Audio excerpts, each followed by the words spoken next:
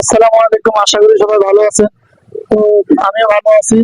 বর্তমান বাস্তবতার পেজ থেকে আমি হীরা। তো যে যেখান থেকে আমাদের ভিডিও দেখছেন, সবাইকে ঈদের শুভেচ্ছা, ঈদ মোবারক। আশা করি সবাই ভালো আছেন। তো আমরা ভালো আছি। তো আজকে আমরা এসেছি এখানে গাজীপুরের চৌরাস্তা থেকে এদিকে হোতাপাড়া নামে এক জায়গা আছে, হোতাপাড়া এখানে। তো আমরা আজকে দেখাবো হোতাপাড়া এখানে কিছু মানুষ আছে। আজকে আমাদের কোনো ভিডিও করার কথা ছিল না এক কথায়।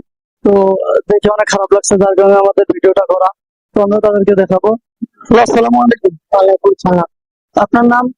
আজবা। আপনি এখানে কতদিন ধরে? আমি এখানে বাচ্চা না? বাচ্চা ও, আপু নাই? আপু আছে, রিক্সা চালায়। ও, আপনার খুব খারাপ অবস্থা। হ্যাঁ, খুব খারাপ, আমার শ্বাসকষ্ট। বাচ্চার বাবা একটা হাত অচল, বাচ্চার বাবা রিক্সা চালাক, আমার অচল চলে না, সংসার চলে না। এতে আজকে ঈদের দিন, আপনি কি খাওয়া দাওয়া করছেন? এক বাসায় দুইটা বাচ্চা খাইছি, সত্য কথা যেটা।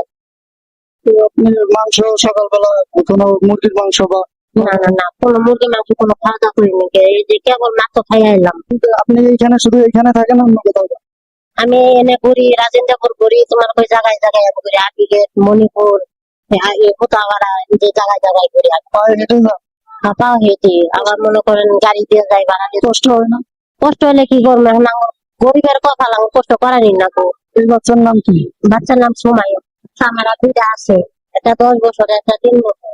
তো আপনি সকালবেলা একবেলা খাওয়া দাওয়া করে বেরিয়েছেন। বেরোছি আমি মাত্র বাসা থেকে খেয়ে আসলাম, আমি মাংস ছিল। আর ভাইয়া খাওয়া দাওয়া মানে বলতে পারি না। আপনারা এখানে থাকেন কোথায়? আমি থাকি বলেন পুরা বাড়ি থাকি। প্রতিদিন ধরে মানে বাড়ি মনে করেন আমি থাকতেছি, বাচ্চা আমার 3টা হয়েছে, পুরা বাড়ি থাকতেছি আমি। এই যাবি আমার বয়স যেত দিন তত দিন আমি থাকতেছি, এত আমি থাকতে আইসি আর আপনি এখানে কতদিন ধরে মানে এরকম চেষ্টা করেন? আমি ভিক্ষা করতে আছি মনে করেন পরে 5 বছর 6 বছর হলো ভিক্ষা করতে আছি। একদিনে যে টাকা উঠে এটা দিয়ে আপনার মানে খাওয়া দাওয়া চলে যায়? একদিনে যে টাকা উঠে যে মনে করেন একটু সংসার যদি পোলা আনে, মজা আনে কিনে দিই, এই বকট খরচা দিই, বাচ্চার বাপ এলাই চা পান খায়, এলা সিগারেট খা, এই মনে করেন এলা এই তো করতে যাই। আবার পরের দিন বাড়ান লাগে, একদিন বাদে বাদে বাড়ায়, কি করবো। খুব কষ্ট হয়ে যায় না? আপনাদের বর্তমানে এই জীবন চলছে। এমনি এমনি চলন চাইতেছেন, বাচ্চা শুয়ে না হওয়া পর্যন্ত আমি চাকরি বাকরি নেওয়া হয়েছে। তাহলে আমরা আপনারা যদি কিছু খেতে দেই বা আমরা নিজে যদি আপনারে আপনি কিন্তু আমার মায়ের মতো বয়সী। আমি যদি আপনারে খাওয়াই দিই, যে আমি আমার মারে খাওয়াই দিলাম, আমার আম্মু দেশে থাকে, আমিও তো কোটিপতি বড়লোক ঘরের ছেলে না, আমি মধ্যবিত্ত ঘরের ছেলে। আমি এটা আপনার মানে যদি দেই তাহলে কি আপনি খাবেন? অবশ্যই নেবো। তাহলে এই আন্টিকে আপনি চেনেন? না আমি চিনি না, তো পাগল ছাগল বয়ে থাকে, বুঝার নাই কিনলে আমি চিনি না। আমি একলাই ঘুরি, একলাই যাই, আমার কোনো সঙ্গী নাই। হাটে নাকি আপনি সাথে? আমি সারাদিন কুলত করে নিয়ে থাকি, কদিন বুক পিঠের ব্যথায় মনে করেন বাড়া হয়ে যায়, বিছনায় করে আসছিলাম। তো কুলো থাকে তো, আবার একটা গাড়ির ব্যাগ থাকে।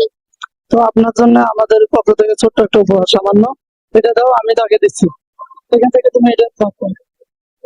এটা সামান্য, শুধু ছোট্ট একটা উপহার আছে।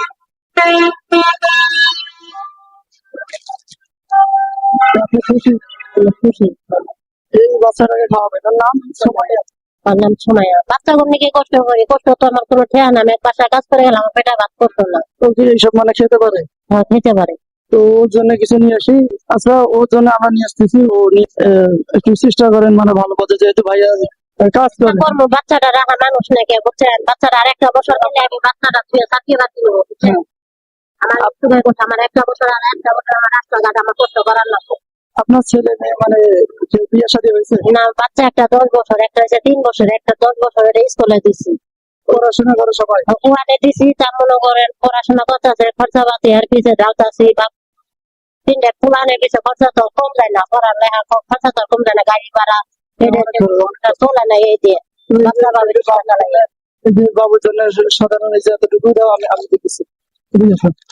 তোমার নাম সুমাইয়া? ঠিক আছে, এই যে আমি তোমার ভাই। দর্শক, দেখলেন তো আজকের অবস্থা। তো বর্তমান এই ব্যস্ততার শহরে খুব একটা খারাপ অবস্থা, যাই হোক বললেই চলে। তো আজকে এ পর্যন্ত, আর এখান থেকে বিদায় নেব। সবাই পরিবারের সাথে ঈদ কাটাবেন সুন্দরভাবে, এই প্রত্যাশা করি। সবাই ভালো থাকবেন, সুস্থ থাকবেন। আল্লাহ হাফেজ।